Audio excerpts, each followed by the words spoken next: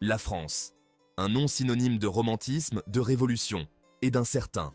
Mais au-delà des clichés, se cache une histoire aussi riche et enivrante qu'un grand cru de Bourgogne.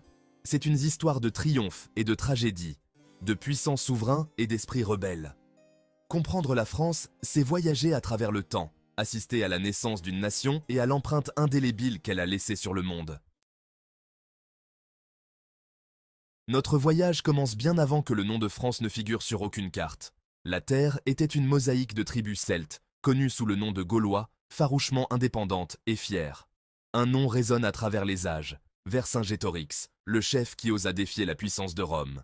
Bien que finalement vaincu par César, le courage de Vercingétorix est devenu un symbole de la résistance gauloise, un esprit qui allait renaître encore et encore face à l'adversité. Avec la chute de Rome, un nouveau chapitre s'ouvre, le Moyen Âge.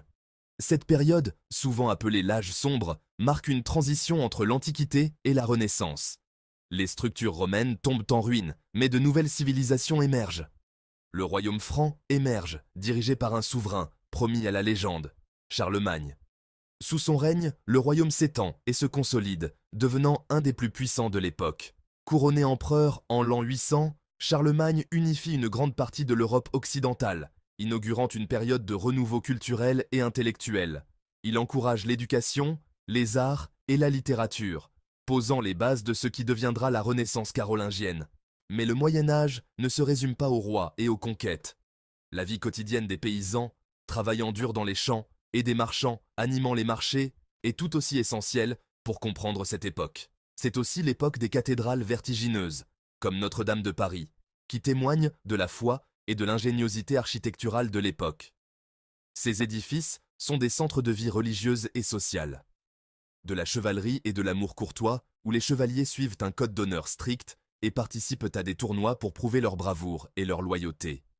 Et de figures comme Jeanne d'Arc, la bergère devenue héroïne nationale en menant l'armée française à la victoire contre les Anglais. Son courage et sa foi inspirent encore aujourd'hui. Renaissance, l'aube des Lumières. Un moment charnière dans l'histoire de l'humanité. Telle une fleur s'épanouissant après l'hiver, la Renaissance éclot en France, transformant le paysage culturel et intellectuel. Apportant avec elle un regain d'intérêt pour l'art, la littérature et le potentiel humain, cette période marque un renouveau sans précédent. Des élégants châteaux de la Loire, symboles de la grandeur architecturale, aux écrits humanistes de Michel de Montaigne, qui questionnent la condition humaine et la société, la France embrasse l'esprit d'exploration et de créativité. Les artistes, les penseurs et les explorateurs redéfinissent les frontières du possible. C'est l'époque de Léonard de Vinci, un génie universel qui passe ses dernières années en France sous le patronage du roi François Ier. Un mécène passionné par les arts et les sciences, laissant derrière lui un héritage de chefs-d'œuvre comme la Joconde, qui continue de fasciner le monde entier. La Renaissance en France est une période de lumière et de découverte, un véritable âge d'or. Une nation forgée à nouveau, révolution et empire. La France, une nation riche en histoire et en culture, se trouve à l'aube d'une transformation radicale. Le XVIIIe siècle apporte une tempête qui allait bouleverser la France et le monde entier, la Révolution française. Ce mouvement révolutionnaire, né de l'oppression et de l'injustice, devient un symbole de changement et d'espoir pour les peuples opprimés. Animée par les idéaux de liberté, d'égalité et de fraternité, la Révolution balaie l'ancien ordre, le remplaçant par une république. Les citoyens, autrefois soumis à la monarchie absolue, prennent leur destin en main, rêvant d'un avenir meilleur. Bien que marquée par la terreur et le triomphe, cette période tumultueuse donne naissance à la Déclaration des droits de l'homme et du citoyen, pierre angulaire de la démocratie moderne.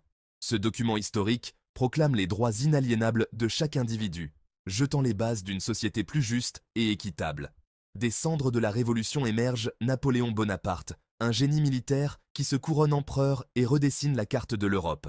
Son ascension fulgurante et ses campagnes militaires changent à jamais le visage du continent, laissant une empreinte indélébile sur l'histoire.